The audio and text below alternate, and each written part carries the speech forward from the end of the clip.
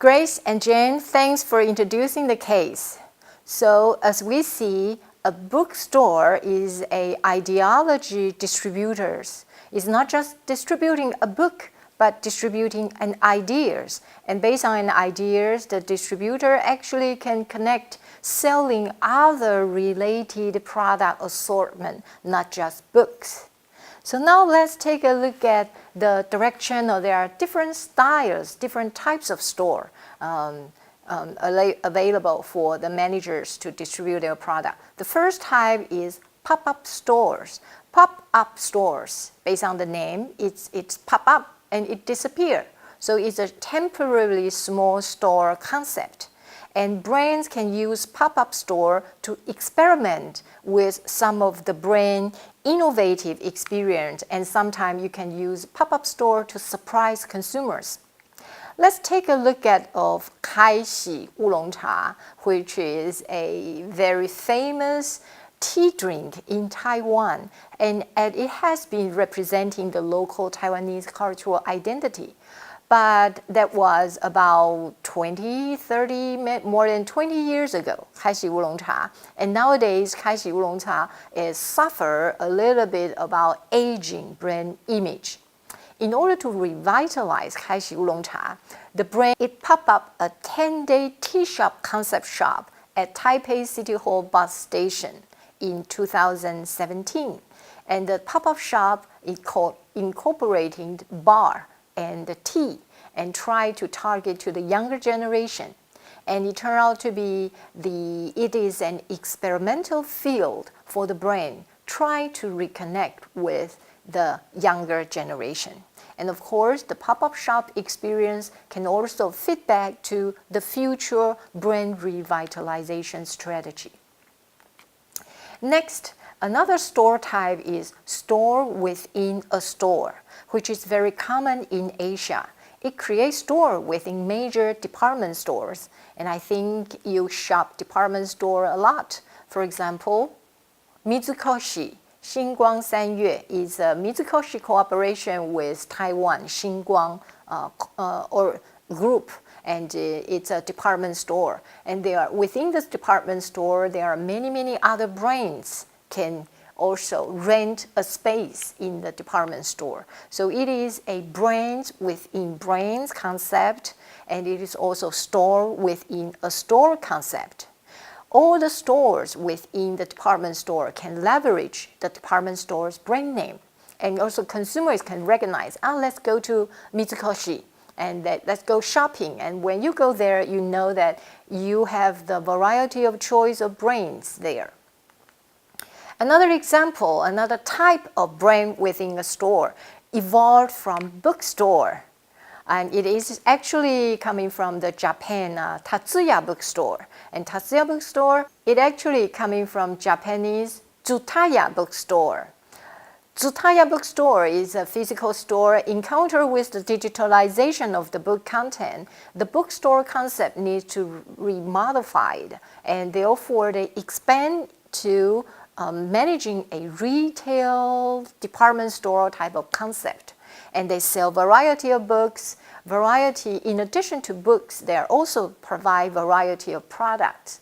But those brands, those stores in the bookstore kind of a retail department type of retail environment is different from the Mitsukoshi type of lifestyle fashion type of products. In the bookstore, expanded concept is more related to cultural, to innovation, to individual creators' products. So these are their differentiation. Although the point of parity, both are related to store within a store concept, but the book originated department store concept versus the fashion shopping department store concept, they offer actually different unique assortment of product in their retail environment. Next, store within shopping districts. And these usually are the stores without any centralized management. Previously, the store within a store is actually more centralized, managed by the department store, such as Mitsukoshi or Tsutaya. But in the store within shopping district, these are local stores, though they just get together in certain district area, so they leverage the local geographic area's identity. For example, Taipei 101, Xinyi district. This is the most metropolitanized, globalized, modernized district in Taipei, and it's booming. Most of the global brands has an appearance, has some store in this area. Or like Japan, Ginza area. Ginza has historical, they have heritage. It has been there for hundreds of years, and they accumulated local stores with some newer global brands. So it become a mixture of local and global, but no matter what, it is Ginza. It is specific. It is unique in Tokyo identity. So now let's have Grace and James. They have another story about the Tsutaya bookstore and also an antique Japanese book street, Jimbocho. Let's take a look at that. Grace and James, thanks for introducing the case.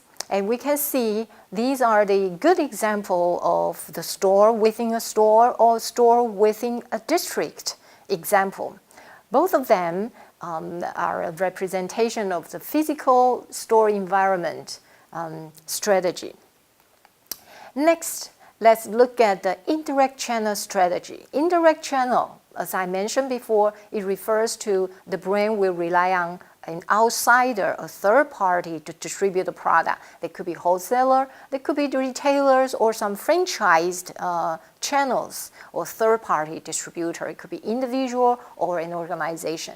But when we have this indirect channel, it involves this push versus pull strategy. Push strategy refers to the brand will pushing the product through the distributor to push products through the distribution channel, one level by one level. So it usually incorporates some sales promotion toward the distributors. On the other hand, the pull strategy emphasizing shopper marketing promotions. So all the discount or the communication message is addressed to the end user, the shoppers. However, to make the pull strategy works, a brand needs to have already established a network, a large network of distribution. Otherwise, there is no way to pull the consumer. And also the brand needs to be a well-known brand. It will be easier for the pull strategy to become successful. So on the other hand, if you are a smaller brand, the push strategy, which is directly promotion with the distributor, may work well for a smaller brand. So next, after we have talked about marketing channel, which is one venue for brand communication, for integrated brand communication, let's broaden our perspective to look at the whole variety of venues, medias that a brand can communicate with consumers. So it including mobile, sponsorship, guerrilla. Guerrilla is more closer to the pop-up shop concept. And it's short time, but it has the impact. Personal selling, events, internet, database, sales promotion, advertising. Coordinating all this information, all this variety of media to send out a brand message is one critical strategy in communication. And I would like to remind you, before we talk about the IMC strategy, I still like to remind the consumer resonance model. And let's give it a little bit more detail about the stage. First is the salience. This is about the category identification and the needs satisfaction, or even the needs. The consumer needs to know that they have certain needs for the product, to buy the product. So the salience is the fundamental stage. And the performance related to how well a IMC, a communication strategy, can deliver these product-related performance information, distinguished characteristic of the brand, and also the meaning, the ideology behind the brand, the imagery of the brand. And those will be directly linked to the IMC strategy. And later on, the judgment, the feelings from consumers, the quality perception, the warmth, fun, emotion. The IMC planner needs to have a goal for what are the desired response from consumers. And they also need to have a goal, a plan for constantly communicate with the consumer, a feedback loop, so that it can ultimately lead to the resonance, which is the long-term desired status of the consumers. So let's take a look at the stages, the steps that is needed to developing integrated marketing communication. The first stage, again, is position and targeting. Position and targeting, we mentioned it many times, but it is almost the first stage for all marketing program, including IMC. Particularly, the IMC targeting and positioning may not be the same as the brand. Actually, IMC needs to be more customized because each segment of consumer, their resonance model is quite different. Their needs is quite different. Their emotion is very different. So IMC is not equivalent to branding model. Previously, we talked about brand positioning and the targeting. Those are from brand product line or brand category perspective. IMC targeting and positioning should be even more tailor-made to individual. And next stage, coordinating all forms of marketing communications. A good IMC planner needs to know what are the media, what are the venues, what are the tools available to them. Not only that, all these messages sent through this variety of tools and medias needs to be coordinated to be consistent with the desired brand positioning and the brand ideology. The third stage, apply information technology to IMC. This is particularly relevant for nowadays competition because of the digital database and all other virtual reality technology, augmented technology, or enable the consumer's response, interaction, influence their senses, influence their logics to processing all those information. And finally, it needs to consumer insights need to feedback to corporate strategic planning. And we have mentioned this, collecting consumer data as an assessment process, routinely feedback to the program. It's here the same thing for the IMC planning strategic stage. So this is a stage of this.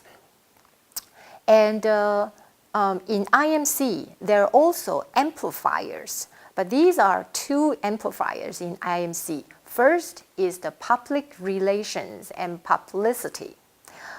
In other words, the brands sometimes don't need to say the benefits or don't need to convey the message themselves. They can use the publicity to convey the message, and it will actually perceived more favorable if a brand doing that. It's not only helping the brand in a positive way, it also amplify, duplicate the effectiveness. And of course, sometimes the publicity can go the negative way or moving to an unexpected way for the brands. And so brands working in this digitalized IMC context needed to have a flexible IMC attitude and the strategy to handle variety of opinions from the consumers. And so the public relationship, the publicity part, is even become more important in the IMC program. Next, word of mouth. Word of mouth is basically the users who has been used the brand, and they spread the word of mouth, either good or bad. Hopefully is more positive for the brands. And these can be planned. This word of mouth can be handled by strategic planning and nurturing this positive word of mouth and manage the negative word of mouth. So there are these two amplifiers in IMC: publicity and word of mouth. Calls for more flexible and more ethical responsibility from the brands. Last but not least, I'd like to discuss the criteria for IMC program. The first criteria is coverage. A brand can use variety of media to target to their customer. First, of course, the brand needs to identify their target segments, and then they choose appropriate media to reach them. For example, this yellow circle represents the retail stores. The brands can open up new retail stores to reach consumers. They can open a store, for example, Tsutaya bookstore, originally in Japan, but then they open a store in Taipei, in Taichung, to reach Taiwanese local people. So the consumer in this who go to the store can be reached by the brand. The brand can also choose advertising. Advertising is also oftentimes refers to the traditional TV, radio, magazine, and those people who watch TV will be able to see the advertising. But if the people, particularly younger generation, they don't watch TV anymore as often as before, so these advertising media can also only reach a certain group among the target audience. The third, another media, for example, direct mail. Direct mail, in order to mail out the direct mail, the brand needs to obtain the addresses of their customers. If they don't have this information, it is impossible to mail out the address, be it an email sent out or a real hard copy kind of a direct mail mailed to the consumers. But no matter what, each media that IMC used can only reach a certain type of people, a certain group of people among your target segments. And the accumulation of all these will increase the coverage of the IMC program. In other words, the more variety of media that you included or more specifically targeted to the consumer's media that you use, a brand can enhance its coverage. Second criteria is the contribution. This refers to what are the content, what exactly your IMC, the message that you want to deliver. And this is actually the most important content. It is the creativity. It is actually refers to the content of the brand association. We previously talked about that. And I like to emphasize that cultural innovation can provide the creativity for this contribution, the impact effect of IMC. A more creative and is more relevant message, relevant to the consumer's cultural message, will contribute more to the brand's equity building, and consumer usually will have positive, favorable attitude toward the brand. The third criteria, commonality, which refers to although IMC relies on variety of means or venues to communicate with consumers, but no matter what, all the message should have some consistency to send out a unique brand message so that the consumer can recognize this is the message from the brand. The fourth criteria is complementarity. This refers to the IMC require a variety of media so that you provide interesting communication, media, and message and means to consumer. You provide the assortment to consumer, and each media complements each other. For example, we talk about Amazon started from virtual channel, but nowadays they also offer physical channel. These are two different retail environments, but it also are two different communication medias in the IMC communication. So these two, physical versus the virtual environment, provide complementary interesting experience for the consumers, and it actually will enhance the brand equity value. Next, the criteria is conformability. It refers to robustness or effectiveness. In other words, you offer a variety of media targeting to a specific unique group of consumers, but can they be effective? Although your contribution, the creativity could be novel, is a very new kind of a concept, but is it effectively convey the brand message that you wanted to send out? Or will this innovative message to become too novel that the consumer couldn't understand? Then the message is not effective. So the conformability refers to the effective, is the real result. The real result, will the result reside and stay in consumers' memory to influence their behavior? It refers to this particular conformability criteria. And finally is the cost. Of course, you can spend unlimited amount in the IMC communication, but will it result in substantial profits to sustain these brand efforts? So cost and the result needs to be balanced. It's still the reality of a marketing program. So today, I use the IMC and the retail environment to introduce brand communication strategy. I hope you join us for another topic next time. See you next time.